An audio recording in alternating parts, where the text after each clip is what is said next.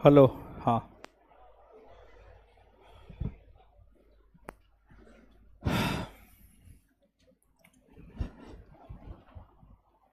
तो नया बेचारा नजर आ रहा है। नया है जी। नया बछेरा है।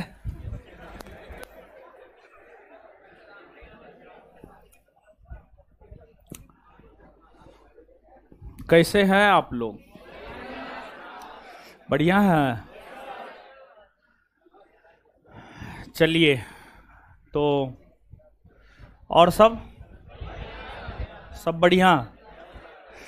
जानते हैं अभी आ रहे थे, एगो इसी बैच की लड़की है, एकदम सज धज के जा रही थी उधर। बताइए बैच के टाइम में वो सज धज के कहाँ जा रही थी? आकर के पढ़ना न चाहिए उसको। हॉस्टल से निकली होगी, पढ़ने जा रहे हैं। चलिए, पानी ठंडा नहीं आता है। आप लोग इतना पानी पीते हैं, कहाँ से उतना ठंडा पानी आ पाएगा? मशीन का भी अपना एक कैपेसिटी होता है।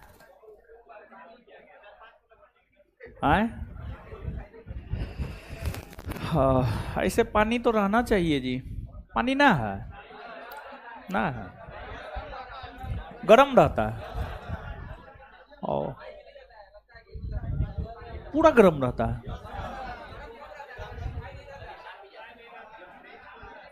है मशीन लगा हुआ, क्या बात है?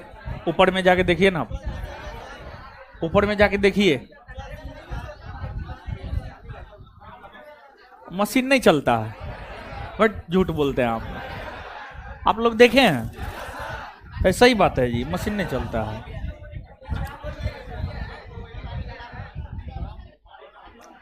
सही बात है जी, मशीन नहीं काम करता है? हमको भी तो वही पानी आता है। हमको कौन अलग से आता है? नहीं, हमको तो लग रहा था वही पानी आता है। हम तो कभी कल वही मंगा के पीते हैं। अच्छा ठीक है, देखते हैं। गर्मी में थोड़ा पानी का दिक्कत रहता है, देखते हैं क्या दिक्कत है। अच्छा देखते हैं मशीन काम करता है कि नहीं करता है। सही करवाते हैं, अगर गड़बड़ हो गया होगा तो सही करवाते हैं, नहीं तो आप लोग झूठ भी ना बहुत बोलते हैं। आप लोग का कोई भरोसा है? अच्छा ठीक है, पता करवाते हैं हम। चलिए हटाइए, अब कमेंट हटाइए।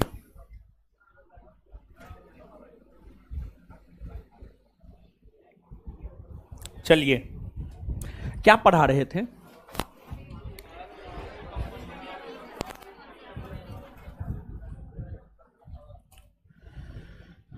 भारत में यूरोपीय कंपनियों का आगमन।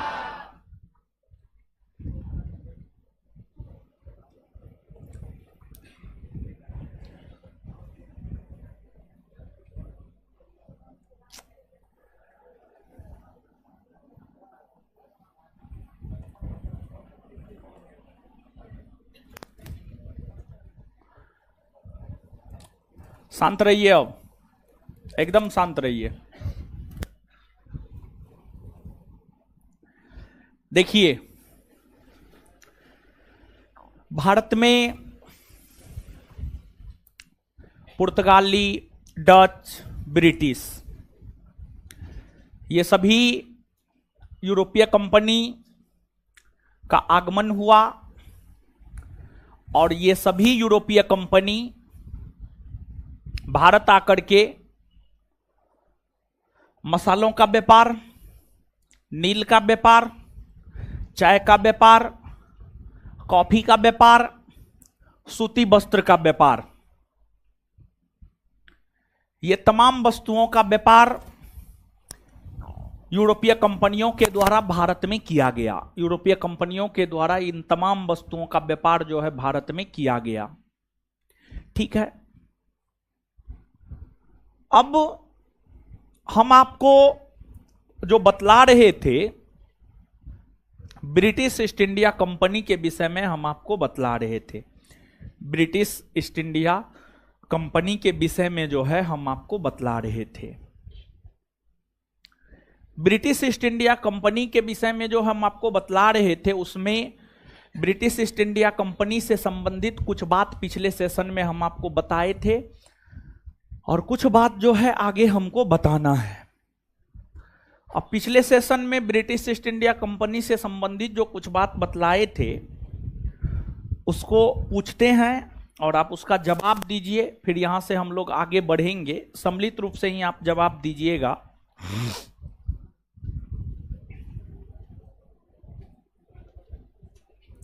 ब्रिटिश ईस्ट इंडिया कंपनी की स्थापना के समय ब्रिटेन की महारानी कौन थी?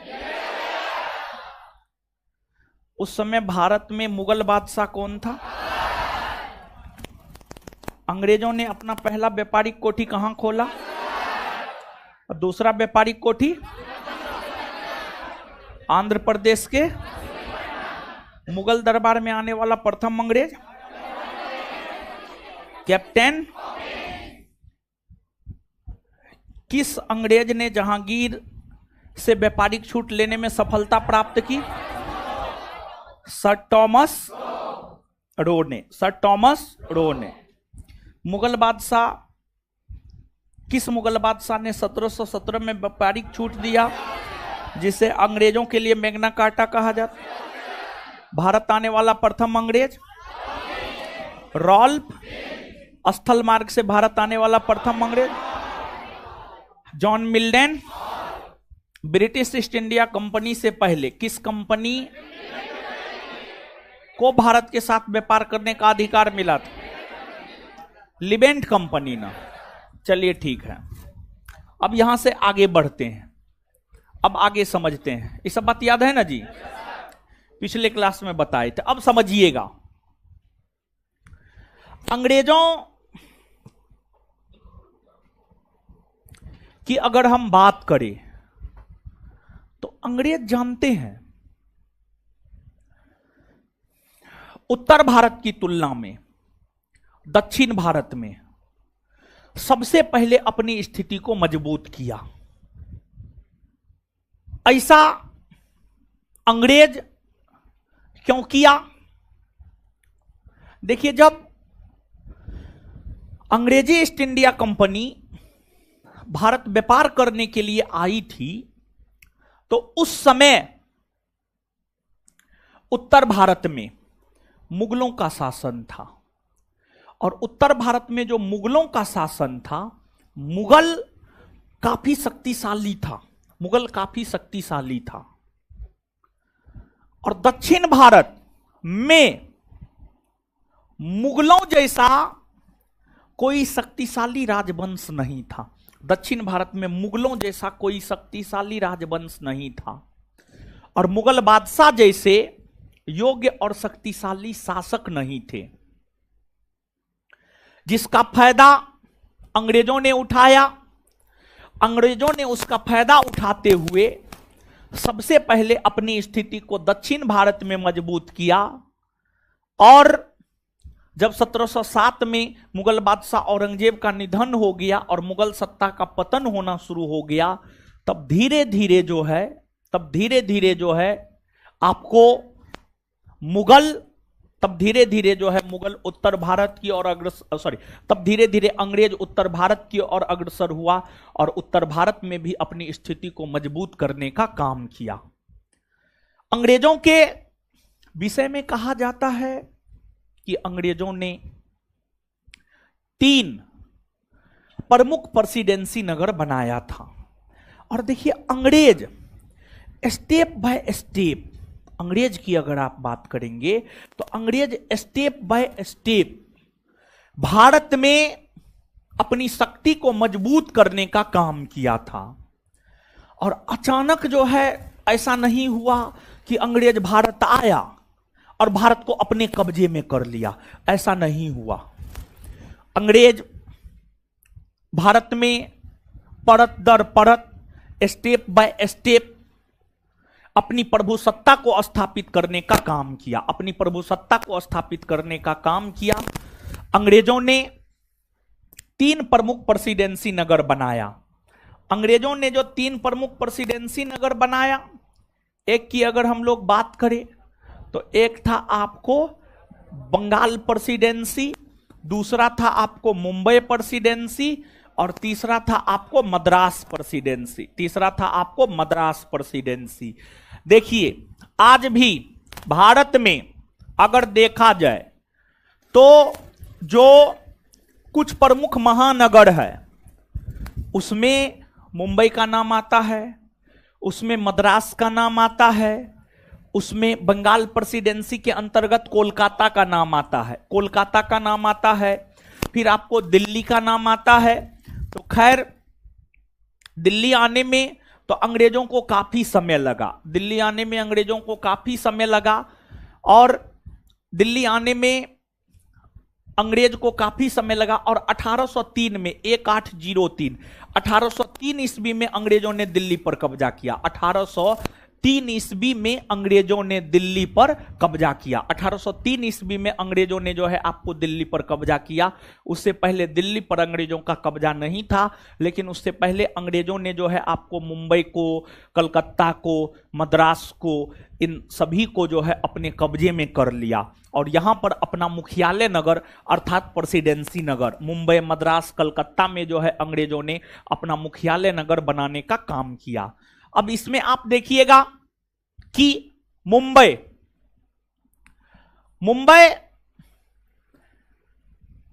का संस्थापक गेराल्ड अंगियार को माना जाता। गेराल्ड अंगियार को मुंबई का संस्थापक माना जाता है और मुंबई सालसेट द्वीप पर है। और मुंबई की अगर हम लोग बात करें तो मुंबई प्रारंभ में पुर्तगालियों के अधीन था, पुर्तगाली का कब्जा था मुंबई पर। मुंबई की अगर हम लोग बात करें तो शुरू में मुंबई पर जो है पुर्तगाली का कब्जा था। किसका कब्जा था? पुर्तगाली। शुरू में मुंबई पर जो है आपको पुर्तगाली का कब्जा था। एक पुर्तगाली राजकुमारी थी, पुर्तगाली राजकुमारी का नाम था कैथरीन द ब्रेगेंजा, समझ गए? तो कैथरीन द ब्रेगेंजा पुर्तगाली राजकुमारी का नाम था। पुर्तगाली राजकुमारी कैथरीन का विवाह ब्रिटेन के सम्राट चार्ल्स द्वितीय के साथ हुआ। गौर से सुनिएगा आप इस बात को। एक पुर्तगाली राजकुमारी थी, उसका नाम था कैथरीन। कैथरीन का विवाह ब्रिटेन के सम्राट चार्ल्स द्वितीय के साथ हुआ। जब विवाह हुआ ना तो कैथरीन पुर्तगाली राजकुमारी थी और शुरू में मुंबई पुर्तगालियों के ही अधीन था। तो पुर्तगालियों ने कैथरीन के विवाह के उपलक्ष्य में ब्रिटेन के सम्राट चार्ल्स द्वितीय को मुंबई दहेज के रूप में दिया। ब्रिटेन के सम्राट चार्ल्स द्वितीय को मुंबई दहेज के रूप में दिया। तो ब्रिटेन के सम्राट चार्ल्स द्वितीय को मुंबई दहेज के रूप में मिला। तो चार्ल्स द्वितीय को लगा कि हम मुंबई का करेंगे क्या। तो चार्ल्स द्वितीय ने 10 पाउंड वार्षिक किराया पर Mumbai British east India company को सौंप दिया। यानी चार्ल्स द्वितीय ने ब्रिटिश ईस्ट इंडिया कंपनी को मुंबई दे दिया और कहा ब्रिटिश ईस्ट इंडिया कंपनी को, आप हमको इसका 10 पाउंड वार्षिक किराया दीजिए और मुंबई ले लीजिए और आप अपना जो है व्यापार कीजिए। इस प्रकार से जो मुंबई पहले पुर्तगालियों के अधीन था, वह मुंबई जो है आपको अब आ गया अंग्रेजों के अधीन। और फिर अंग्रेजों ने मुंबई को अपना प्रेसिडेंसी नगर भी बनाने का जो है आपको काम किया और मुंबई में मराठों का शासन था और अंग्रेजों ने मराठा शासकों के साथ युद्ध लड़ा और मराठा शासकों के साथ अंग्रेजों ने 3 युद्ध लड़ा, जिसमें प्रथम आंग्ल मराठा युद्ध 1775 से 82, द्वितीय आंग्ल मराठा युद्ध 1803 से 5, तृतीय आंग्ल मराठा युद्ध 1816 से 1819 और इन युद्धों के माध्यम से ही अंग्रेजों ने 1818 ईस्वी में मुंबई प्रेसिडेंसी को पूरी तरीका से ब्रिटिश साम्राज्य में मिलाने का काम किया। संपूर्ण मुंबई के क्षेत्र को ब्रिटिश साम्राज्य में मिलाने का काम किया। इसके बाद अब देखिएगा बंगाल प्रेसिडेंसी। देखिए अंग्रेजों की अगर आप बात करेंगे तो अंग्रेजों ने, आप सब लोग जानते हैं कि पहला कारखाना अंग्रेजों ने खोला सूरत में, दूसरा आंध्र प्रदेश के मसूलीपट्टनम में, अंग्रेजों ने बंगाल में अपना पहला कारखाना 1651 में हुगली में खोला। 1651 में हुगली में खोला और बंगाल का एक सूबेदार हुआ करता था, उसका नाम था अजीम उस शान। अजीम उस शान बंगाल का सूबेदार हुआ करता था, अजीम उस शान। और देखिए हम बात बता रहे हैं 1690 के दशक का, 1690 ईस्वी के आसपास का बात बता रहे हैं। और 1690 ईस्वी की अगर आप बात करेंगे तो 1690 ईस्वी में बंगाल में शासन हुआ करता था मुगलों का, और मुगल साम्राज्य के अंतर्गत बंगाल एक प्रांत हुआ करता था। और अगर आप मुगल प्रशासन को पढ़े हैं, जो कि हमने आपको पढ़ाया है, अगर आप मुगल प्रशासन को देखेंगे तो प्रांतों में जो मुगलों का शासन हुआ करता था, मूल तौर पर दो पदाधिकारी प्रांतों में मुगल शासन को देखने का काम किया करता था। एक था दीवान और दूसरा था सूबेदार। मुगल काल में प्रांतों में शासन दीवान और सूबेदार नामक दो पदाधिकारियों के द्वारा जो है आपको प्रांतों में शासन प्रशासन को जो है आपको देखा जाता था। तो 1690 ईस्वी के आसपास बंगाल के सूबेदार थे, उनका नाम था अजीम उस शान। अजीम उस शान ने अंग्रेजों को 3 गांव 1200 रुपया वार्षिक किराया पर रेंट पर दिया था। वो 3 गांव था सूतानती, कालीकाटा और गोविंदपुर। और एक अंग्रेज हुआ जॉब चारनाक नामक अंग्रेज ने सूतानती, कालीकाटा और गोविंदपुर, जॉब चारनाक नामक अंग्रेज ने सूतानती, कालीकाटा और गोविंदपुर, ये तीनों गांव को मिलाकर, सूतानती, कालीकाटा और गोविंदपुर, ये तीनों गांव को मिलाकर जॉब चारनाक ने कलकत्ता नामक शहर को बसाया। और यही कलकत्ता 1774 से 1911 ईस्वी तक जो है आपको भारत की राजधानी बनी रही थी। और अगर आप 18वीं सदी के भारत की बात करेंगे तो 18वीं सदी के भारत में सबसे संपन्न प्रांत आपको बंगाल प्रांत ही हुआ करता था। और अंग्रेज जब बंगाल पर कब्जा किया तो अंग्रेजों को भारी मात्रा में धन संपत्ति की प्राप्ति हुई। और एक बात आप जानिए, शुरू में अंग्रेज जब व्यापार करने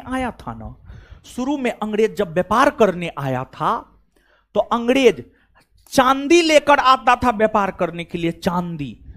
चांदी लेकर व्यापार करने के लिए आता था, भारत में चांदी दे देता था और उस चांदी के माध्यम से ही व्यापार करने का काम किया करता था।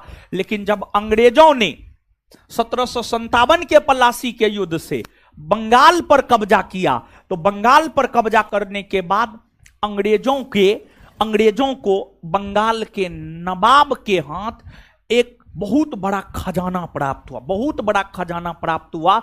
और इसके बाद अंग्रेज जानते हैं अब ब्रिटेन से धन संपत्ति लाना बंद कर दिया, बल्कि अंग्रेज भारतीय धन से, अंग्रेजों को जो भारत में धन प्राप्त हुआ उसी से अंग्रेज भारत में कच्चा माल खरीदता था और उस कच्चा माल को ब्रिटेन भेजता था। और फिर उसी तरीका से जो है, यानी कहने का मतलब ये हुआ कि शुरू में अंग्रेज जो है चांदी लेकर के आता था और उसके माध्यम से व्यापार करता था।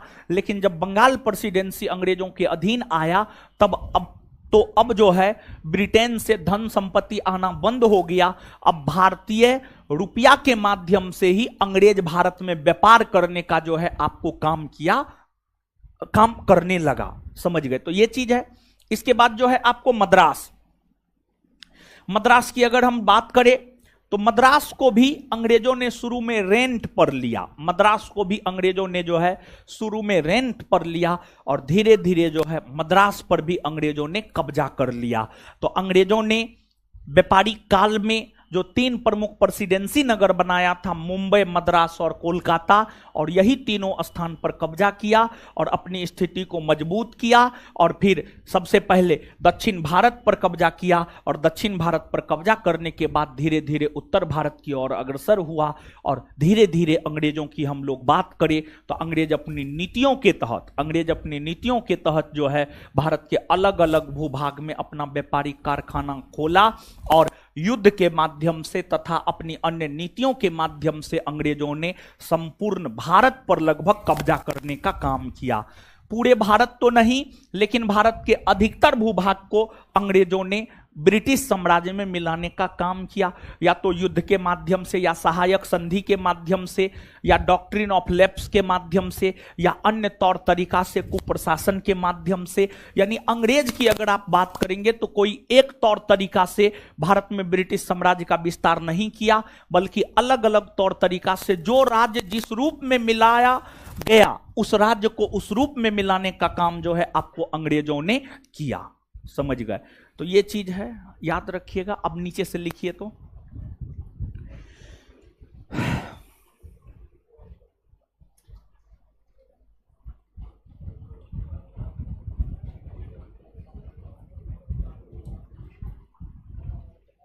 लिखिएगा,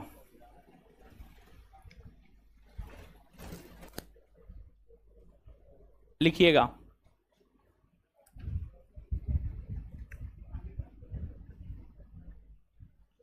मुंबई, मुंबई, मुंबई डैश देकर के लिखिएगा। इसका संस्थापक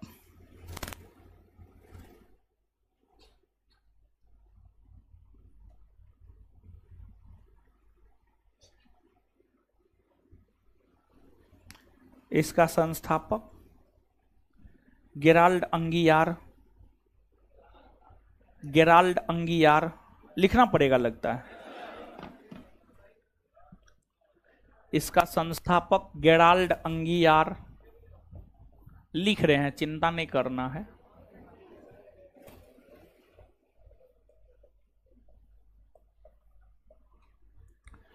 इसका संस्थापक गेराल्ड अंगियार को माना जाता है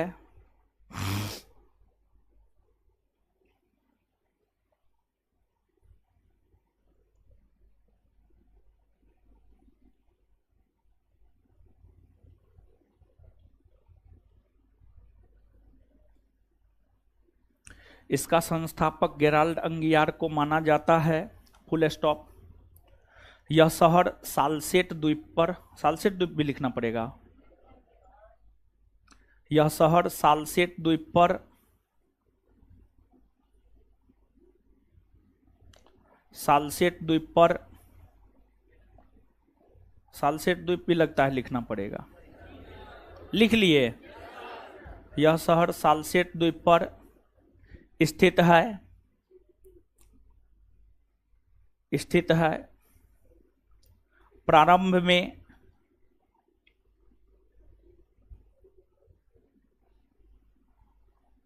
प्रारंभ में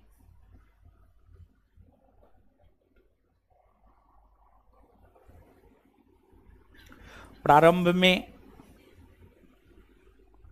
यह शहर पुर्तगालियों के अधीन था।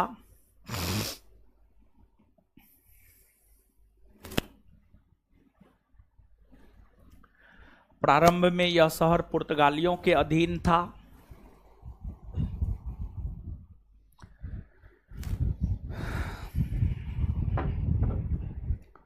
प्रारंभ में यह शहर पुर्तगालियों के अधीन था।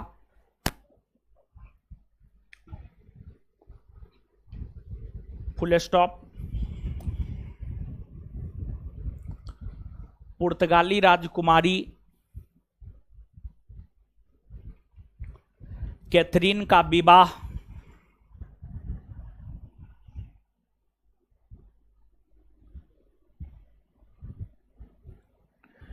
पुर्तगाली राजकुमारी कैथरीन का विवाह पुर्तगाली राजकुमारी कैथरीन का विवाह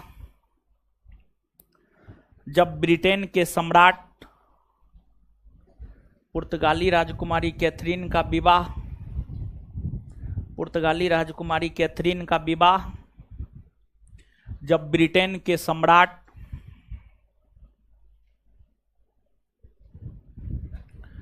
चार्ल्स द्वितीय के साथ हुआ,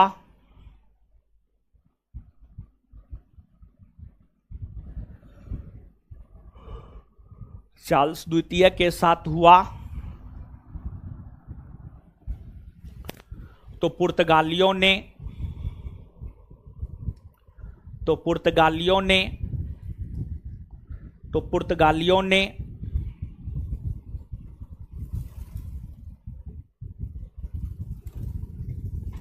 पुर्तगालियों ने दहेज के रूप में मुंबई पुर्तगालियों ने दहेज के रूप में मुंबई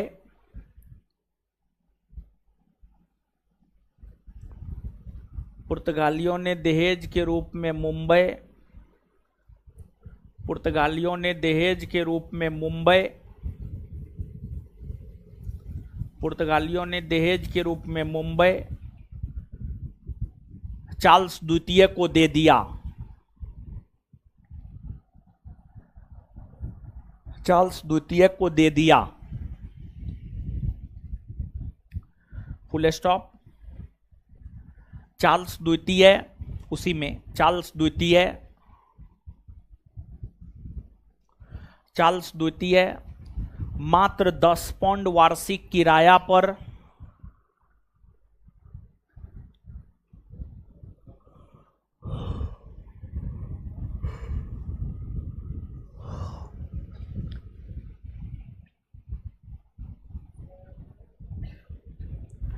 चार्ल्स द्वितीय मात्र 10 पाउंड वार्षिक किराया पर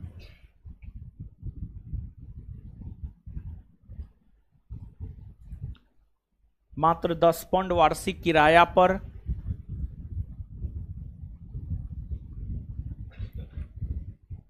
Mumbai British east India company को दे दिया।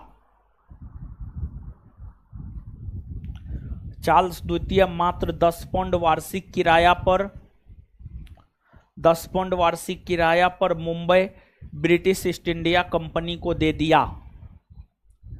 ब्रिटिश ईस्ट इंडिया कंपनी को दे दिया। इस प्रकार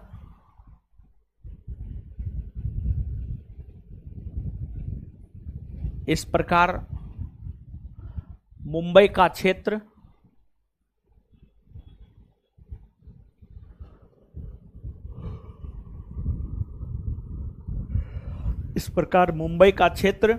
British east India company Mumbai का क्षेत्र ब्रिटिश ईस्ट इंडिया कंपनी को प्राप्त हुआ।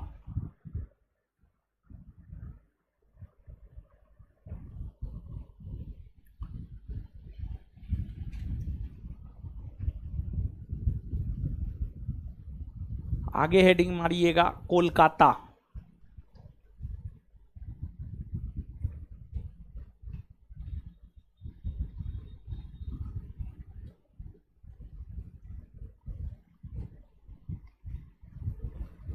डैश देकर लिखिएगा।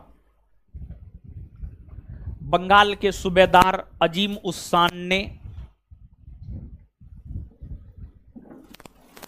लिखिएगा। बंगाल के सूबेदार अजीम उस्सान ने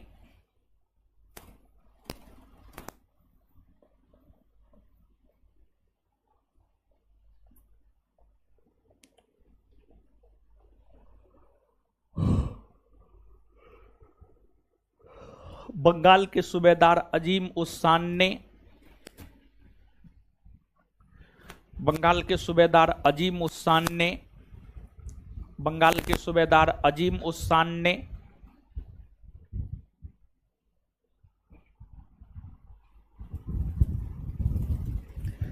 बंगाल के सूबेदार अजीम उस्सान ने बंगाल के सूबेदार अजीम उस्सान ने मात्र 1200 रुपया वार्षिक किराया पर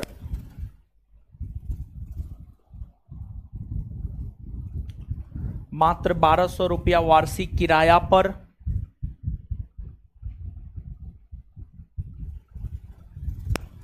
मात्र 1200 रुपया वार्षिक किराया पर मात्र 1200 रुपया वार्षिक किराया पर सूतानती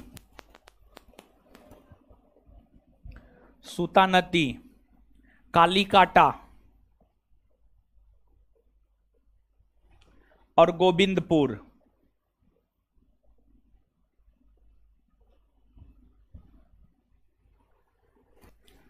बंगाल के सूबेदार अजीम उस्सान ने मात्र 1200 रुपया वार्षिक किराया पर सूतानती, कालीकाटा और गोविंदपुर नामक तीन गांव को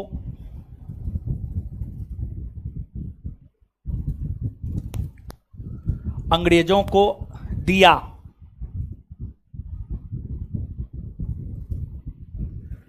नामक 3 गांव को अंग्रेजों को दिया।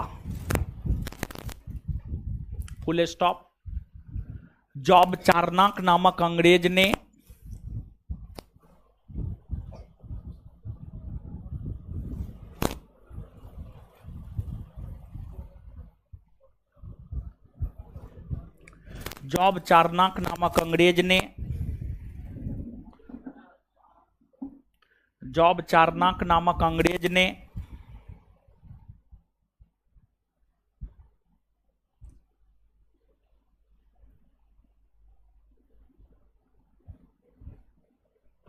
इन तीनों गांव को मिलाकर जॉब चारनाक नामक अंग्रेज ने इन तीनों गांव को मिलाकर जॉब चारनाक नामक अंग्रेज ने इन तीनों गांव को मिलाकर कोलकाता शहर की नींव रखी। जॉब चारनाक नामक अंग्रेज ने इन तीनों गांव को मिलाकर कोलकाता शहर की नींव रखी। जॉब चारनाक नामक अंग्रेज ने इन तीनों गांव को मिलाकर कोलकाता शहर की नींव रखी। जॉब चारनाक नामक अंग्रेज ने इन तीनों गांव को मिलाकर कोलकाता शहर की नींव रखी।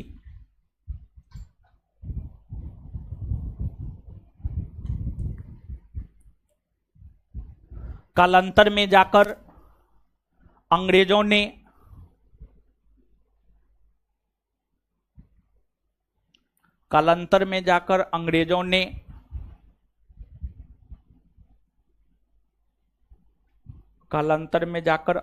ने कोलकाता को अपना प्रथम प्रेसिडेंसी नगर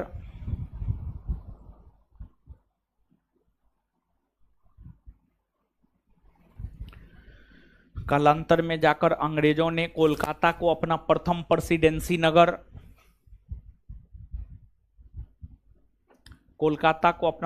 प्रेसिडेंसी नगर बनाया।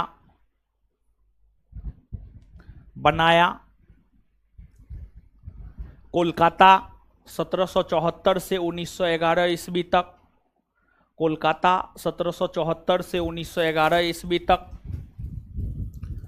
कोलकाता 1774 से 1911 ईस्वी तक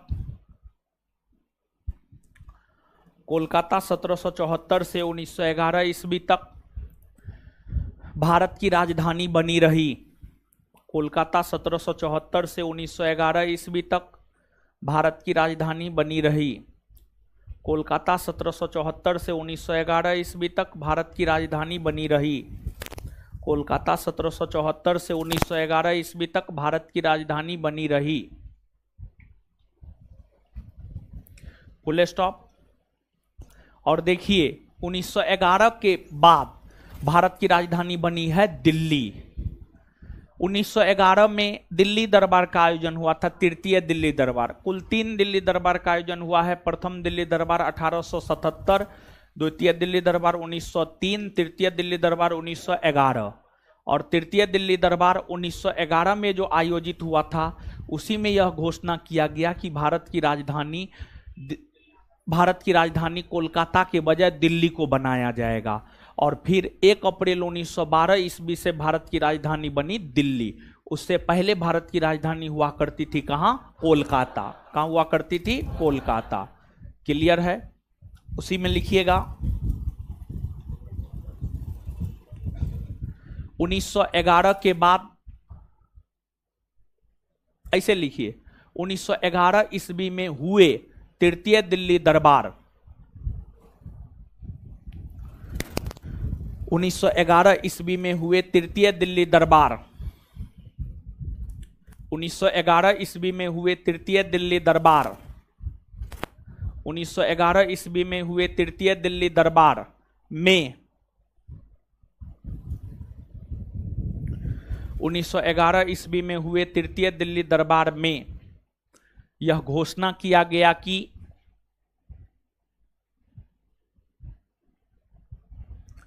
1911 ईस्वी में हुए तृतीय दिल्ली दरबार में यह घोषणा किया गया कि 1911 ईस्वी में हुए तृतीय दिल्ली दरबार में यह घोषणा किया गया कि भारत की राजधानी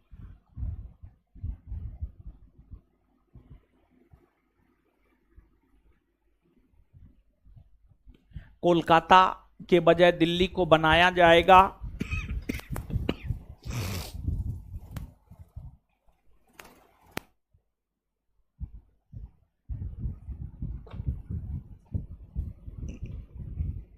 भारत की राजधानी कोलकाता के बजाय दिल्ली को बनाया जाएगा। और फिर 1 अप्रैल 1912 ईस्वी से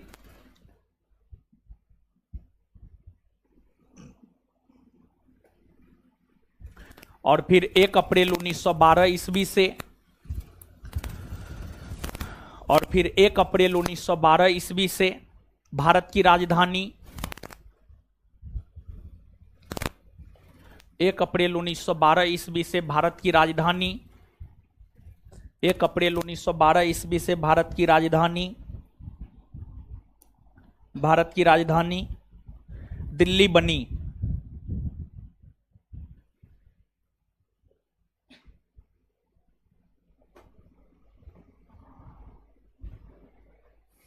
अब देखिए एगो दूगो बात और जानिए। देखिए अंग्रेजों ने कोलकाता शहर को बसाया, उसे अपना प्रथम प्रेसिडेंसी नगर बनाया। अंग्रेजों ने बंगाल में अपना पहला कारखाना 1651 में हुगली में खोला। ओडिशा में अपना पहला कारखाना 1633 में बालासोर में खोला। और बिहार में अपना पहला कारखाना आलमगंज में 1620 में खोला। पटना के आलमगंज में 1620 में जो है अंग्रेजों ने अपना पहला कारखाना खोलने का प्रयास बिहार में किया था। तो ये सब बात भी जो है आप याद रखिएगा, आपसे पूछा जाता है, नीचे से लिखिएगा। अंग्रेजों ने पॉइंट मार के आगे पॉइंट मार के लिखिएगा। अंग्रेजों ने बंगाल में अपना पहला कारखाना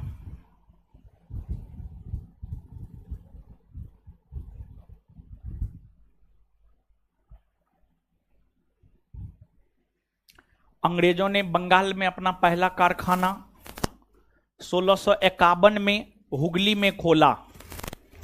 1651 में हुगली में खोला।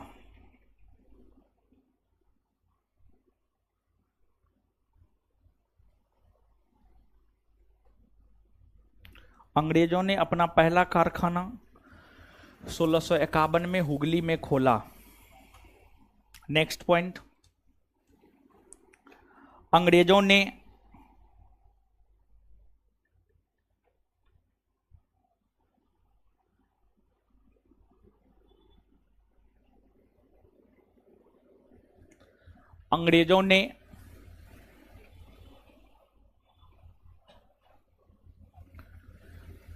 ओडिशा में अपना पहला कारखाना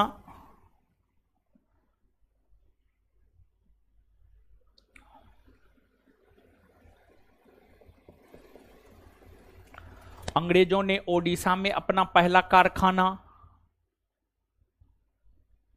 1633 ईस्वी में बालासोर में खोला।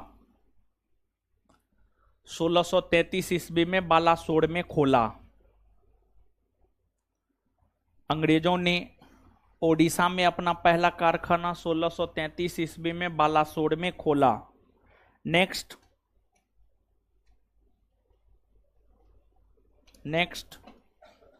अंग्रेजों ने सर्वप्रथम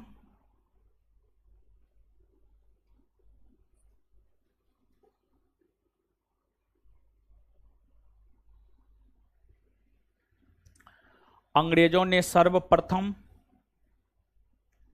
1920 में बिहार के पटना के आलमगंज में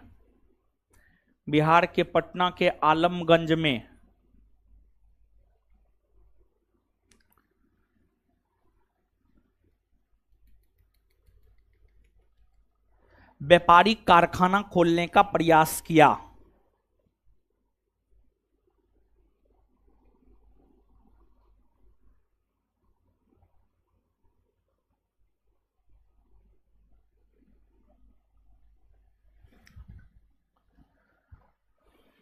आगे आगे हेडिंग मारिएगा अब Madras. Madras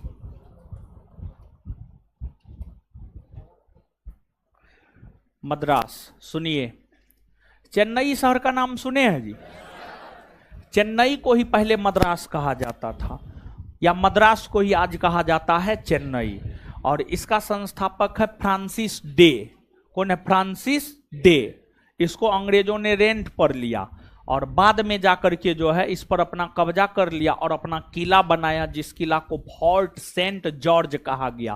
fort Saint George कहा गया। तो नीचे से लिखिएगा मद्रास। इस शहर को वर्तमान में चेन्नई कहा जाता है।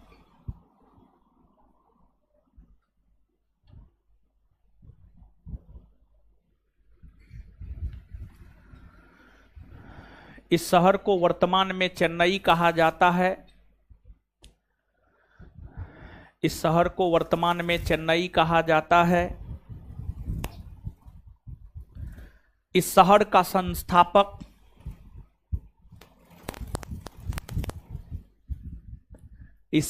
संस्थापक फ्रांसिस डे। Francis day.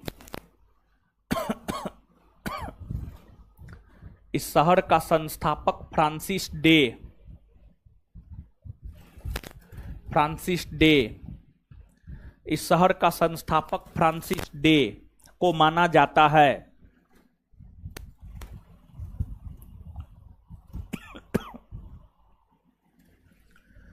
इस शहर का संस्थापक फ्रांसिस डे को माना जाता है। चंद्रगिरी के राजा से 1639 ईस्वी में, उसी में कंटिन्यू, चंद्रगिरी के राजा से 1639 ईस्वी में 1639। चंद्रगिरी के राजा से 1639 ईस्वी में अंग्रेजों ने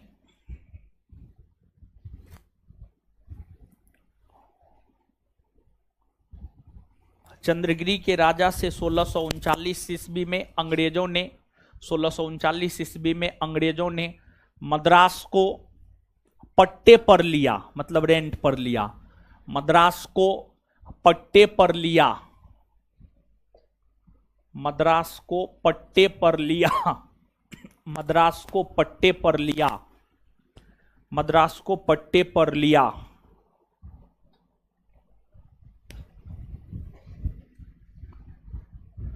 बाद में जाकर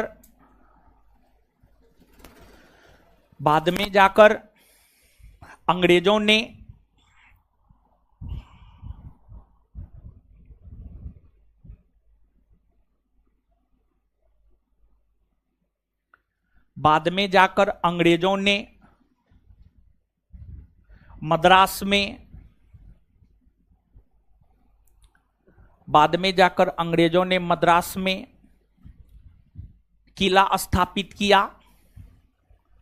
बाद में जाकर अंग्रेजों ने मद्रास में किला स्थापित किया, जिसे फोर्ट सेंट जॉर्ज कहा गया। जिसे फोर्ट सेंट जॉर्ज।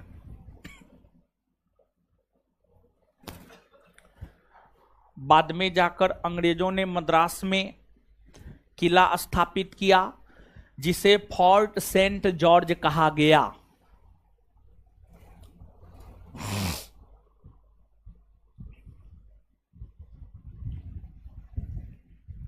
अब नीचे लिखिएगा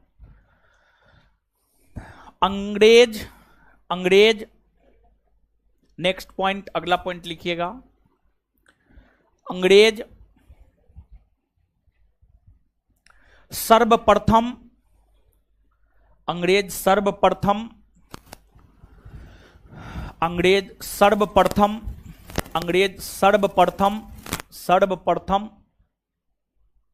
अंग्रेज सर्वप्रथम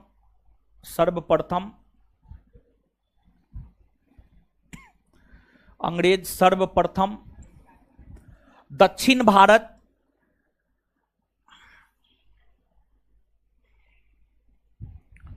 अंग्रेज सर्वप्रथम दक्षिण भारत में अपनी स्थिति दक्षिण भारत में अपनी स्थिति अंग्रेज सर्वप्रथम दक्षिण भारत में अपनी स्थिति को मजबूत किया। दक्षिण भारत में अपनी स्थिति को मजबूत किया। दक्षिण भारत में अपनी स्थिति को मजबूत किया और वहां अंग्रेज सफल भी हुए।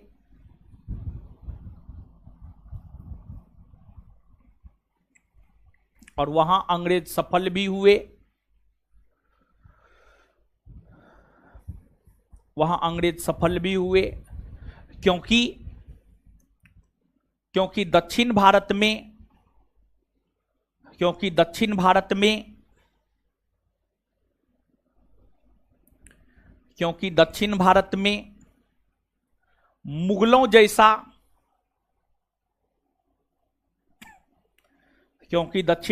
में मुगलों जैसा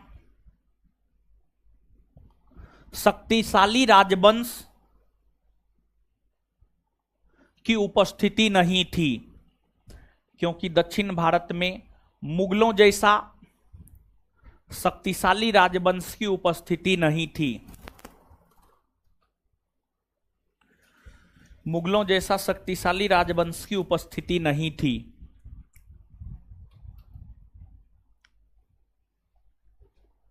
लेकिन 1707 ईस्वी में औरंगजेब के निधन होने के बाद लेकिन 1707 ईस्वी में औरंगजेब के निधन होने के बाद लेकिन 1707 ईस्वी में औरंगजेब के निधन होने के बाद लेकिन 1707 ईस्वी में औरंगजेब के निधन होने के बाद कमजोर पड़ रही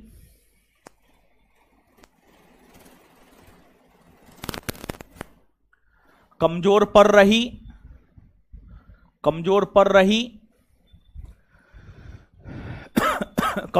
रही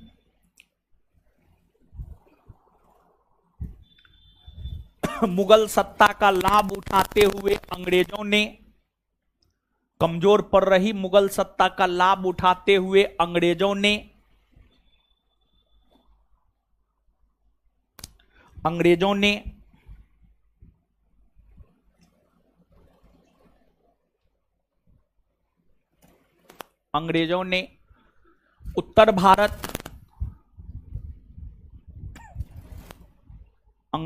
उत्तर भारत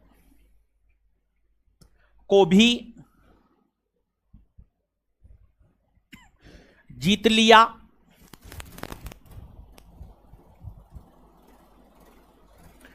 और धीरे धीरे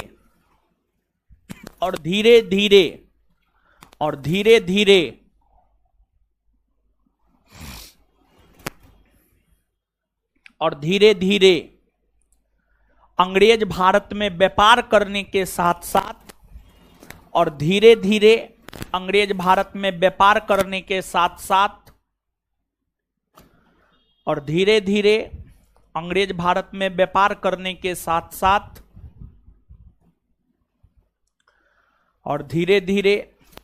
भारत में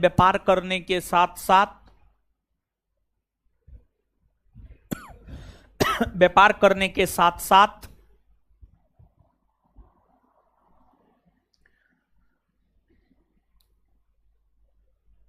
शासन प्रशासन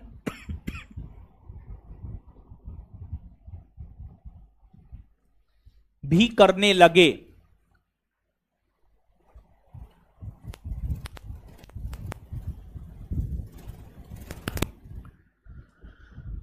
सुनिए गुरुजी लोग, सुनिए, यहां पर सुनिए, थोड़ा समझिए। देखिए, अंग्रेज जब भारत आया ना, तो व्यापारिक छूट के लिए तरस रहा था। भारतीयों ने अंग्रेजों को व्यापारिक छूट दिया। भारतीयों ने अंग्रेजों को व्यापारिक छूट दिया। जैसे मुगल बादशाहों में जहांगीर ने अंग्रेजों को व्यापारिक छूट दिया, शाहजहां ने भी व्यापारिक छूट दिया, औरंगजेब ने भी व्यापारिक छूट दिया, लेकिन सबसे ज्यादा व्यापारिक छूट दिया मुगल बादशाह फर्रुखसियर, जिसे कहा गया मैग्ना कार्टा। फिर इसके बाद आपको गोलकुंडा, गोलकुंडा कर्नाटक में पड़ता है। गोलकुंडा का सुल्तान था, उसका नाम था अब्दुल्ला कुतुब शाह। अब्दुल्ला कुतुब शाह, अब्दुल्ला कुतुब शाह ने, गोलकुंडा के सुल्तान अब्दुल्ला कुतुब शाह ने गोलकुंडा के क्षेत्र में 1632 ईस्वी में अंग्रेजों को व्यापारिक छूट दिया, जिसे इतिहास में कहा जाता है सुनहला फरमान, गोल्डन फरमान। सुनहला फरमान यानी गोल्डन फरमान, गोल्डन फरमान। मतलब समझिएगा आप, फर्रुखसियर ने जो व्यापारिक छूट दिया उसे कहा जाता है मैग्ना कार्टा, और गोलकुंडा के सुल्तान ने जो व्यापारिक छूट दिया उसे कहा जाता है आपको सुनहला फरमान। तो अंग्रेज व्यापारी बनकर आया, भारतीयों से व्यापारिक छूट प्राप्त किया, भारत में व्यापार किया, लेकिन मूल तौर पर जब 1707 में औरंगजेब का निधन हुआ और भारत में राजनीतिक अस्थिरता की स्थिति उत्पन्न हुई, तो उसी का फायदा अंग्रेजों ने उठाया, और उसी का फायदा अंग्रेजों ने उठाते हुए भारत की राजनीति में हस्तक्षेप किया, और फिर भारत में शासन प्रशासन की भी जिम्मेदारी ले ली, और फिर भारत में शासन प्रशासन भी अंग्रेजों ने करना शुरू कर दिया। समझ गए? तो ये चीज है। और एक बात आप जानिए, ब्रिटिश ईस्ट इंडिया कंपनी को अगर किसी यूरोपीय कंपनी ने भारत में कड़ी टक्कर दिया है तो वह है आपको फ्रांसीसी ईस्ट इंडिया कंपनी। और आप इस बात को भी जानिए कि ब्रिटिश ईस्ट इंडिया कंपनी और फ्रांसीसी ईस्ट इंडिया कंपनी के बीच जो युद्ध हुआ है उस युद्ध को कहा जाता है कर्नाटक का युद्ध। और कर्नाटक के युद्ध में अंतिम तौर पर विजयी अंग्रेजों की हुई। तो एकमात्र तो यूरोपीय कंपनी फ्रांसीसी हुआ जो अंग्रेजों को टक्कर दिया, लेकिन कर्नाटक के युद्ध में उस फ्रांसीसी ईस्ट इंडिया कंपनी को खत्म कर दिया, और फिर ब्रिटिश ईस्ट इंडिया कंपनी ने भारत में एक छत्र राज किया। भारत में ब्रिटिश ईस्ट इंडिया कंपनी ने एक छत्र राज किया। समझ गए? तो अब देखिएगा, यहां पर कंपटीशन के लिहाज से सिर्फ एक बात याद रखना है कि सुनहला फरमान किसे कहते हैं। ठीक है? और इसके बाद जो है अब हम लोग आ जाएंगे फ्रांसीसी ईस्ट इंडिया कंपनी पर।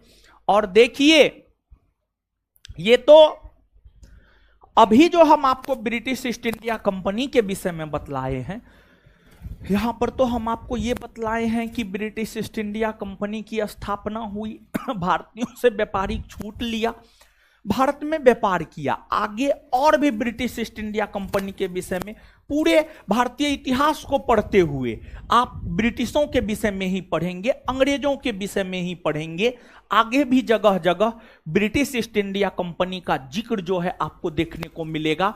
मतलब आगे भी ब्रिटिश ईस्ट इंडिया कंपनी के विषय में आपको पढ़ने को मिलेगा। समझ गए? तो अब यहां पर जो है थोड़ा सा लिखिएगा, एक पॉइंट और नोट देकर के लिखिएगा।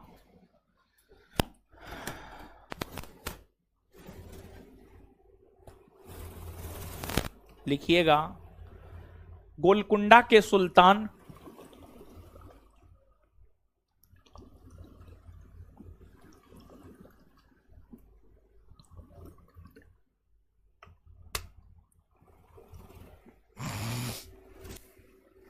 गोलकुंडा के सुल्तान अब्दुल्ला कुतुब शाह ने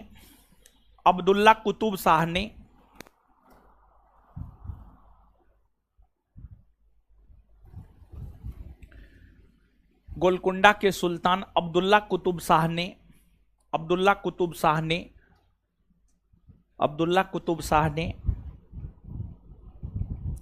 1632 ईस्वी में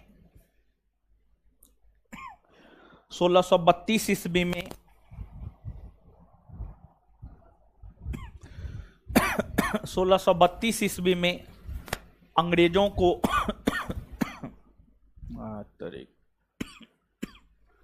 1632 ईस्वी में अंग्रेजों को व्यापारिक छूट दिया।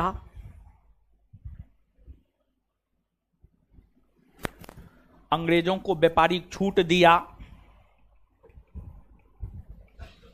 जिसे गोल्डन फरमान GOLDEN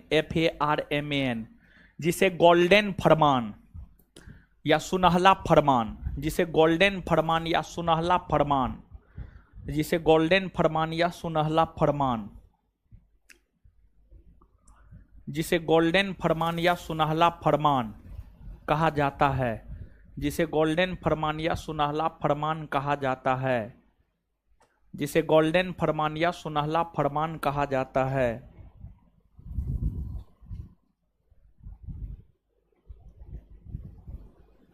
चलिए अब हेडिंग मारिए फ्रांसीसी ईस्ट इंडिया कंपनी, हेडिंग मारिए फ्रांसीसी ईस्ट इंडिया कंपनी।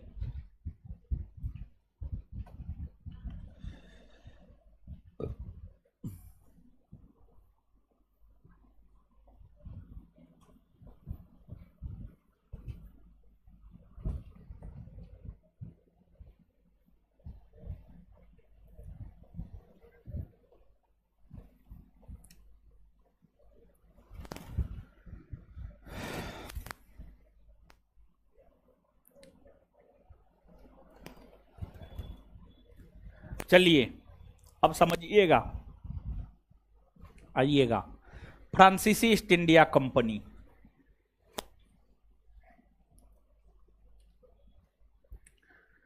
देखिए फ्रांस में, जैसे यूरोप महादेश का एक देश है यूनाइटेड किंगडम यानी ब्रिटेन, वैसे ही यूरोप महादेश का एक देश है फ्रांस। कौन देश है? फ्रांस। फ्रांस आपको यहां है, स्पेन और जर्मनी के बीच में यहां पर फ्रांस है, ठीक है। जो व्हाइट कलर से घेरे हैं यही है आपको फ्रांस। फ्रांस में भारत के साथ व्यापार करने को लेकर जो कंपनी स्थापित हुई है उसी को कहते हैं फ्रांसीसी ईस्ट इंडिया कंपनी। फ्रांसीसी ईस्ट इंडिया कंपनी की अगर हम लोग बात करें तो जो फ्रांसीसी ईस्ट इंडिया कंपनी है, यह कंपनी स्थापित हुआ है वर्ष 1664। 1664 में फ्रांसीसी ईस्ट इंडिया कंपनी की स्थापना हुई। इस समय फ्रांस में राजतंत्रात्मक शासन व्यवस्था था। फ्रांस में राजतंत्रात्मक शासन व्यवस्था था। इस समय फ्रांस के सम्राट थे लुई 14वां। इस समय फ्रांस का सम्राट था लुई 14वां। लुई 14वां। और यही कहा करता था, क्या जानते हैं? मेरे शब्द ही कानून है, ये कहा करता था, मेरे शब्द ही कानून है, संभवतः यही कहा करता था लुई 14वां। 16 लिख दिया है तरीक, लुई 14वां। हाँ, लुई 14वां फ्रांस के सम्राट थे। लुई 14वां का मंत्री था, उसका नाम था कोलबर्ट। कोलबर्ट लुई 14वां का मंत्री था, उसका नाम था कोलबर्ट। लुई 14वां के मंत्री कोलबर्ट के प्रयास से ही, लुई 14वां का प्रधानमंत्री था, यानी सबसे प्रमुख मंत्री था, एक प्रकार से कहिए सबसे प्रमुख मंत्री था कोलबर्ट। और लुई 14वां के प्रधानमंत्री कोलबर्ट के प्रयास से ही फ्रांस में 1664 ईस्वी में फ्रांसीसी ईस्ट इंडिया कंपनी की स्थापना हुई, जिसका उद्देश्य था भारत आकर के व्यापार करना, भारत आकर के भारत के साथ मसालों का व्यापार, नील का व्यापार, कपास का व्यापार, चाय का व्यापार, कॉफी का व्यापार, इन सभी वस्तुओं के व्यापार करने के उद्देश्य से ही फ्रांस में फ्रांसीसी ईस्ट इंडिया कंपनी की स्थापना हुई। और जो लुई 14वां है, इसका संबंध बुर्बो राजवंश से है। बुर्बो राजवंश से जो है आपको इसका संबंध है। पिछले दिनों बिहार एसआई का जो परीक्षा हुआ है उसमें आपको इससे संबंधित प्रश्न पूछे गए हैं और राजवंश ही पूछा गया था। अब क्वेश्चन एग्जैक्ट ध्यान में नहीं आ रहा है, लेकिन लुई 14वां या लुई 16वां से संबंधित प्रश्न था और यह पूछा गया था कि लुई 14वां या लुई 16वां का संबंध कौन राजवंश से है। तो लुई 14वां का संबंध भी बुर्बो राजवंश से था और लुई 16वां का संबंध भी बुर्बो राजवंश से था। तो उस प्रश्न का उत्तर होता बुर्बो राजवंश। अब देखिएगा आप, फ्रांसीसी ईस्ट इंडिया कंपनी की स्थापना हुई, फ्रांसीसी ईस्ट इंडिया कंपनी भारत आई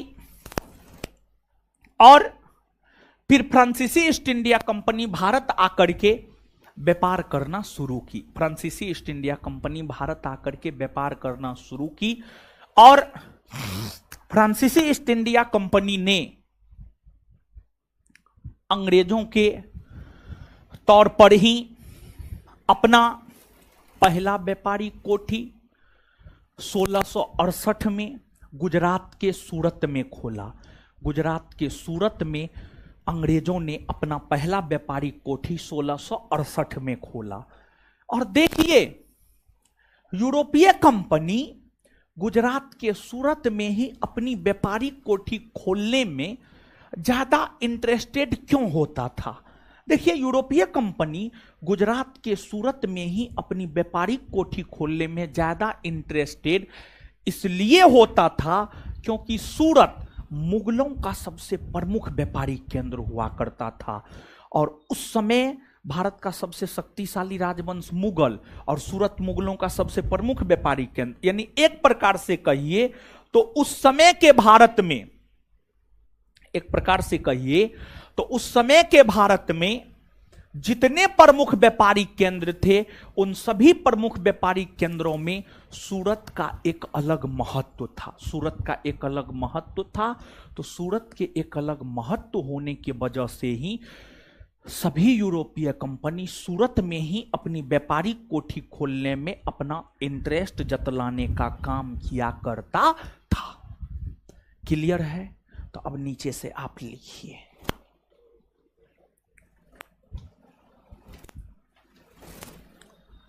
अच्छा, नीचे से लिखने से पहले मैथ रीजनिंग आप लोग पढ़ लिए? नहीं ना पढ़े? हीरो मैथ रीजनिंग नहीं पढ़े हैं? आपको यहीं पढ़ना है। कहाँ घर है आपका? सासाराम। क्या नाम है? क्या? अच्छा, ठीक है। आपको यहीं मैथ रीजनिंग भी पढ़ना है। जीएस के साथ साथ मैथ रीजनिंग भी आपको यहीं पढ़ना है। ठीक है? आए बट मारेंगे मुँह तोड़ देंगे। फ्री में क्या मिलता है? फ्री में एक कप चाय दुकान पे मिलेगा। आए क्या मिलता है? क्या बोल रहे? प्रसाद। ओ अच्छा, वो प्रसाद भी फ्री में नहीं मिलता है। मान लिया जाए कि यहीं पर प्रसादी, अगर कोई खास अवसर पर यहीं पर प्रसादी वितरण होता है तो सबसे पहले आसपास के कोचिंग में चंदा काटता है, सबसे पैसा लेता, हम लोग से पैसा लेता है। ठीक है? कुछों में, हर चीज में। अब तो देखिए, पहले क्या था जानते हैं? पहले था कि सरस्वती पूजा में और दशहरा में चंदा कटता था। अब तो रामनवमी में भी कटता है। अब तो लगभग हर पर्व में कटता है। ठीक है, चंदा। तो वहां पर जो प्रसाद बंटता है ना, वहां पर जो प्रसाद बंटता है, हम लोग से पैसा ले करके जाता है और तब जाकर के जो है, हम पैसा कहां से देते हैं? आप जो हमको दिए हम वहीं से नहीं देते हैं महाराज, हम अपने बाबूजी के घर से पैसा ला के देते हैं। आप जो देते हैं हम वहीं से देते हैं। समझ गए? तो अप्रत्यक्ष तौर पर थोड़ा आप सोच करके देखिए, आप पैसा हमको दिए, हम उसको दिए और वो आपको प्रसाद खिलाया, वो भी फ्री में कहां हुआ? आए तो फ्री में कुछ नहीं मिलता है। समझे? तो हाँ सुनिए, अब सुनिए, अब मूल पॉइंट पे आते हैं, लिखाएंगे आगे, लेकिन उससे पहले देखिए नया सेशन शुरू हुआ है 2024। अभी तो मैट्रिक इंटर का रिजल्ट आ न गया है, हाँ आ गया है। अब नया सेशन शुरू हुआ है, जैसे ही नया बछेड़ा आया है, समझे, तो ऐसे ही कुछ नए बछेड़े आए होंगे, आप लोग समझ गए। तो जितना भी नया लोग है या जो अभी तक मैथ रीजनिंग नहीं पढ़े हैं और पढ़ना है, तो आपको यही पढ़ना है, समझ गए। और आज से जो है मैथ रीजनिंग का नया बैच आ रहा है, मूल बात यही है। आज से, आज 9 तारीख है ना जी, आज 9 अप्रैल है ना जी, है? हाँ डेमो चलेगा ना, हम डेमो देते हैं तो मैथ वाला मास्टर नहीं देगा डेमो, ठीक है। तो देखिए 9 अप्रैल यानी आज से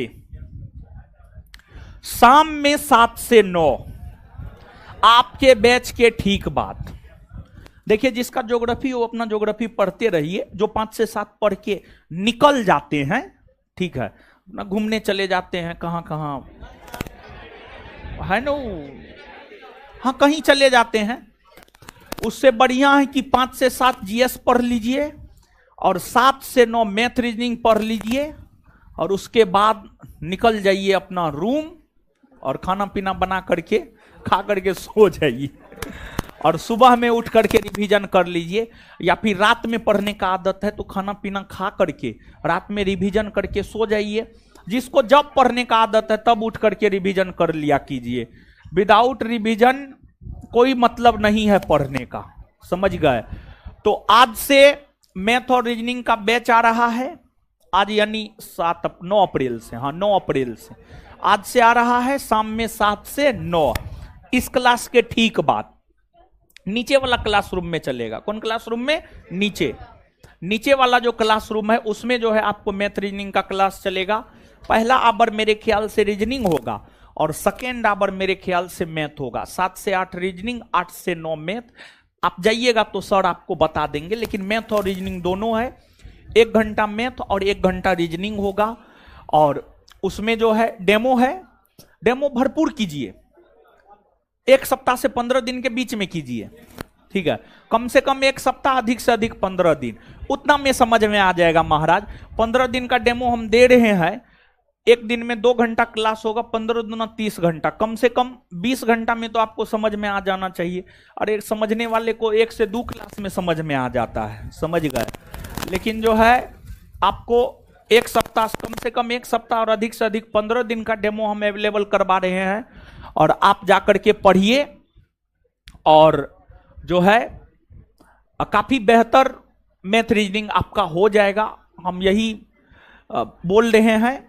लेकिन आप स्वयं भी जाकर के आजमा लीजिए, डेमो अवेलेबल है, ये है, जाकर के देखने में क्या दिक्कत है? कोई दिक्कत है? कोई दिक्कत ना है, समझ गए। तो जाकर के जो है आप निश्चित तौर पर कीजिएगा। कौन कौन लोग कीजिएगा आज डेमो मैथ रीजनिंग का? है आपको करना, हाथ खड़ा कीजिए। इसको हम पढ़ा देंगे, आपको आगे ये बैठना है, ठीक है। हाँ एकदम नया बछेड़ा है, जानते हैं गीली मिट्टी है, इसको जो बनाएंगे वही बन जाएगा, समझ। आप लोग तो बुढ़ा गए, समझे। सबको करना है, जो 5 से 7 के बाद उठ के चले जाते सबको करना। हाथ जो उठाए 2 गो 4 गो 10 गो सबको करना है नीचे जाकर के, तो मुंह तोड़ देंगे हम, ठीक है। चलिए लिखिए अब, है टाइम अच्छा ना है। 7 से 9 टाइम ठीक है ना है जी? है ना ठीक टाइम? आप लोग का हॉस्टल कब बंद होता है? 8:30 में कहां हॉस्टल बंद होता है? 9 बजे हॉस्टल बंद होता है। आप आकर के हमारे टेस्ट में देख लीजिएगा, उस सेंटर पे टेस्ट चलता है, पता है 500 से 600 लड़की रहती है, 9:30 बजे छुट्टी देते हैं। 500 से 600 लड़की रहती है, एक रो में तो पूरा आगे से लेकर पीछे तक लड़कियां रहती है, समझ गए। तो उस सब का हॉस्टल 8 बजे बंद हो जाता है, तो 9:30 बजे आती टेस्ट देने के लिए, 9:30 बजे तक। ये झूठ बोल रही है ये सब, ठीक है। 8 बजे कहाँ हॉस्टल बंद होता है, 8:30 बजे कहाँ होता है? हॉस्टल बंद 9 बजे के बाद होता है, 9 बजे के बाद होता है ना, तब 9 बजे के बाद होता है। ये सब झूठ बोलने वाली सब है। सब करेगी मैथ रीजनिंग का क्लास, यहीं पर करेगी मैथ रीजनिंग का क्लास, बाहर कहीं नहीं करेगी। हम मजाक नहीं कर रहे, हम सीरियसली बोल रहे हैं। और आप लोग को भी बोल रहे हैं, जो एडमिशन नहीं लिए हैं कहीं, यहीं पढ़िए, ठीक है। अच्छा पढ़ाते हैं, अच्छा पढ़ाते हैं। देखिए उनको हम रखे हैं, जानते हैं 2 बार एसएससी सीजीएल में मैथ में 200 में 200 मार्क लाए हैं, रॉ मार्क 200 में 2, परसेंटाइल में तो 245 263 चला जाता, 245 और 263 चला जाता है, उसी आधार पे रखे थे। तो काफी शानदार पढ़ाएंगे, एकदम बच्चा की तरह, जोड़ दू 4 ऐसे करके पढ़ाएंगे आपको, बहुत बढ़िया पढ़ाएंगे, ठीक है। लिखिए आप। हाँ जी, ठीक पढ़ाते हैं। अरे हम रखे हैं महाराज, हम गड़बड़ मास्टर को रखे हैं, हम आज तक किसी मास्टर को रखे हैं? हम और बिट्टू झा के अलावा तीसरा यही ना है, तो गड़बड़ आदमी को हम रखिए नहीं सकते हैं, समझे। लिखिए, फ्रांसीसी ईस्ट इंडिया कंपनी, फ्रांसीसी ईस्ट इंडिया कंपनी, हेडिंग मारना है, हेडिंग मार लिए, आगे लिखिए। फ्रांस के सम्राट लुई 14वां के शासनकाल के दौरान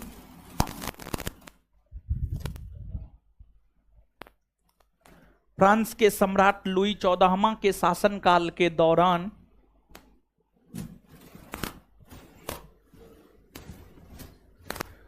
फ्रांस के सम्राट लुई 14वां के शासनकाल के दौरान उनके प्रधानमंत्री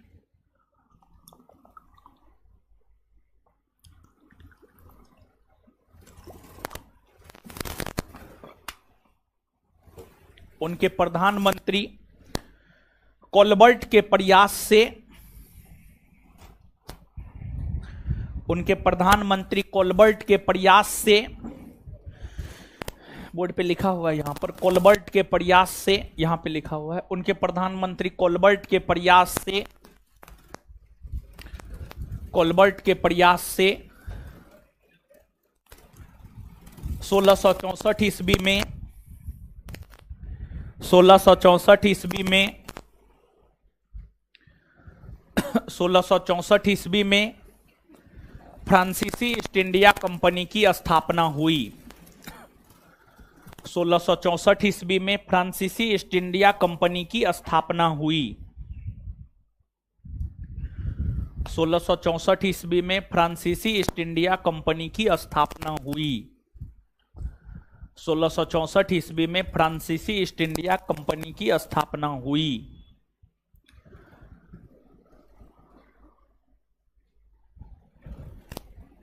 यह कंपनी पूर्णतः सरकारी कंपनी थी।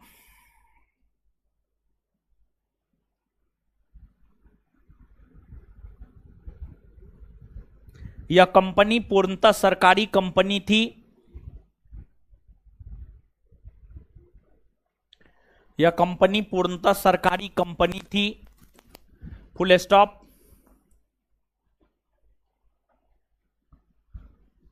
नेक्स्ट पॉइंट, लुई 14वां का संबंध बुर्बो राजवंश से है। बोर्ड पे लिख दे रहे हैं, लुई 14वां का संबंध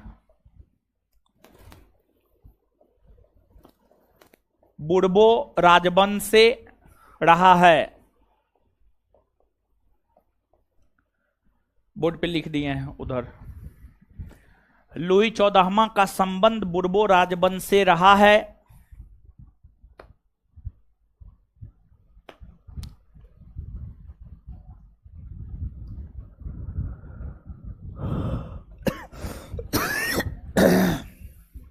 बुर्बो राजवंश से रहा है। नेक्स्ट,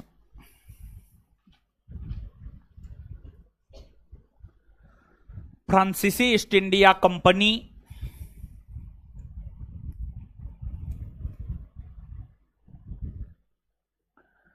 फ्रांसीसी ईस्ट इंडिया कंपनी ने अपना पहला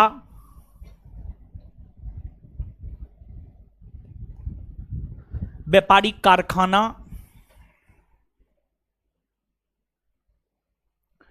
फ्रांसीसी ईस्ट इंडिया कंपनी ने अपना पहला व्यापारिक कारखाना 1668 में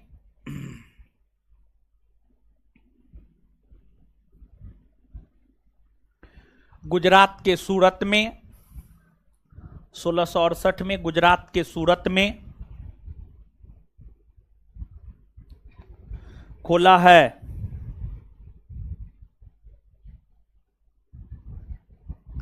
चलिए, जितना समझाए हैं लिखाए हैं पढ़िए तो। अभी जितना समझाए हैं लिखाए हैं पढ़िए।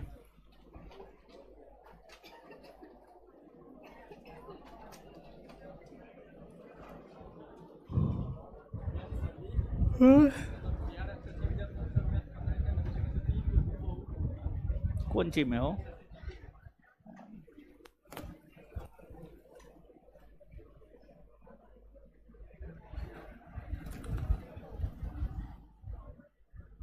एसएससी जीडी का एग्जाम खत्म नहीं हुआ है, खत्म होने है। मार्क सब भी तो दे दिया है, आंसर की भी दे दिया। हाँ,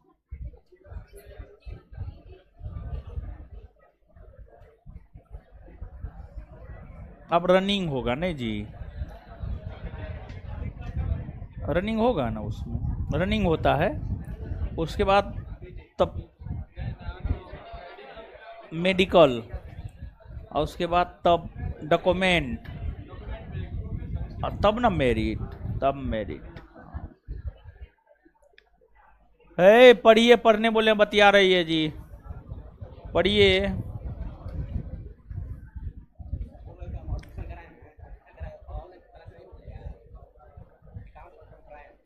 है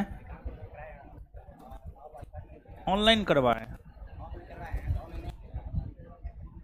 तो ऑफिस में कहिएगा कि हमको ऑनलाइन भी चाहिए, तो उसके लिए कुछ चार्ज देना पड़ता है। वो चार्ज दीजिएगा ना, तब ऑनलाइन कर देगा। हंस का है रही, मारेंगे मुँह तोड़ देंगे, हंस रही है। बिना पैसा का कुछ होता है, हैं? मारेंगे मुँह तोड़ देंगे। आप लोग को जो है ना, सब पैसा आपका हम छीन लेंगे, एको को पैसा नहीं रहने देंगे आपके पास। ठीक है, सब पैसा छीन लेंगे आप लोग का। नहीं है पैसा है। लड़की लोग को गार्जियन ज्यादा पैसा देता है, तो लड़का लोग को 5,000 मिलता है, तो सबको 8,000 मिलता है, समझे?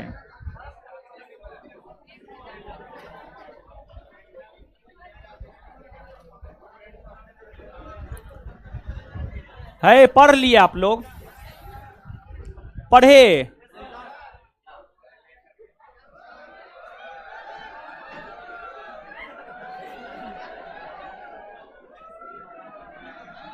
ये क्या हो गया? पीछे में देखिए पंखा चलिए रहा है, ये क्या हो गया? इसी क्लास में दिक्कत हो गया। अच्छा, आप लोग हल्ला मत कीजिए, कुछ तो हुआ है।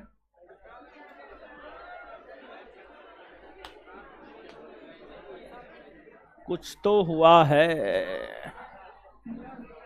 पीछे में सब चीज ठीक है, आगे ये में गड़बड़ हो गया। पीछे वाला लड़का लोग पंखो चल रहा नहीं जी? चलिए दीजिए तो, आइए याद करते हैं। अच्छा याद कीजिए ना, उसमें क्या है, सब चीज तो समझाइए दिया, लिखाइए दिया, यादे न करना, उसमें तो मुंह से बोलना है। पंखा तो हमारे सामने भी नहीं चल रहा है, गर्मी तो हमको भी लग रहा है। ठीक है, आइए, मुंबई का संस्थापक कौन था? हाय, गेराल्ड अंगियार। मुंबई का संस्थापक। मुंबई शहर कौन द्वीप पर है? कौन द्वीप पर है? प्रारंभ में मुंबई पर किसका अधिकार था? किसका अधिकार था? पुर्तगाली राजकुमारी कैथरीन का विवाह ब्रिटेन के कौन सम्राट से हुआ? चार्ल्स। और फिर चार्ल्स द्वितीय को दहेज के रूप में पुर्तगालियों ने कौन क्षेत्र दिया? आए, मुंबई दिया न हो। इसके बाद ब्रिटेन के किस सम्राट ने ब्रिटिश ईस्ट इंडिया कंपनी को मुंबई 10 पाउंड वार्षिक किराया पर दिया? आए, चार्ल्स। अच्छा, कौन से 3 गांव को मिलाकर कोलकाता नामक शहर को बसाया गया है? सूतानदी, कालीकाटा और गोविंदपुर। सूतानदी, कालीकाटा और सूतानदी, कालीकाटा और कौन से 3 गांव को मिलाकर कोलकाता शहर बसाया गया? कलकत्ता शहर की नींव किसने रखी है? जॉब चार्नक। कलकत्ता शहर की नींव किसने रखी है? अंग्रेजों ने अपना प्रथम प्रेसिडेंसी नगर किसे बनाया? कोलकाता भारत की राजधानी कब से कब तक रही है? 1774 से 1900। कोलकाता भारत की राजधानी कब से कब तक रही है? कलकत्ता के बाद भारत की राजधानी किसे बनाया गया? दिल्ली भारत की राजधानी कब से बनी है? 1 अप्रैल 1900। अंग्रेजों ने बंगाल में अपना पहला कारखाना 1651 में कहां खोला? कहां खोला? अंग्रेजों ने बंगाल में अपना पहला कारखाना हुगली में कब खोला? अंग्रेजों ने उड़ीसा के बालासोर में कारखाना कब खोला? बिहार के पटना के आलमगंज में। बिहार के पटना के आलमगंज में। मद्रास को वर्तमान में किस नाम से जाना जाता है? किस नाम से? मद्रास का संस्थापक। मद्रास का संस्थापक फ्रांसिस डे। मद्रास का संस्थापक। अंग्रेजों ने मद्रास में जो किला स्थापित किया उसे क्या कहा जाता? Fort Saint George. Fort Saint. अंग्रेजों ने जो मद्रास में अपना किला स्थापित किया उसे क्या कहा जाता? कहां के सुल्तान ने 1632 में अंग्रेजों को व्यापारिक छूट दिया जिसे सुनहला फरमान कहते हैं? आए, गोलकुंडा के सुल्तान। फ्रांसीसी ईस्ट इंडिया कंपनी की स्थापना कब हुई है? 1600। फ्रांसीसी ईस्ट इंडिया कंपनी की स्थापना कब हुई है? 1600। इस समय फ्रांस के सम्राट कौन थे? फ्रांस के सम्राट। और फ्रांस के सम्राट लुई 14वां के किस प्रधानमंत्री के प्रयास से फ्रांसीसी ईस्ट इंडिया कंपनी स्थापित हुआ है? किसके प्रयास से? लुई 14वां का संबंध कौन राजवंश से? कौन राजवंश से? फ्रांसीसी ईस्ट इंडिया कंपनी ने अपना पहला व्यापारिक कारखाना कहां खोला है? कहां खोला है? कब खोला? कब खोला है? 1668 गुजरात के सूरत। इससे आगे अगले क्लास में मिलेंगे। और जिनको भी मैथ रीजनिंग पढ़ना है आप जाकर के डेमो कर लीजिए। 1 सप्ताह 10 दिन है डेमो। हमको निकलने दीजिए तब निकलिएगा।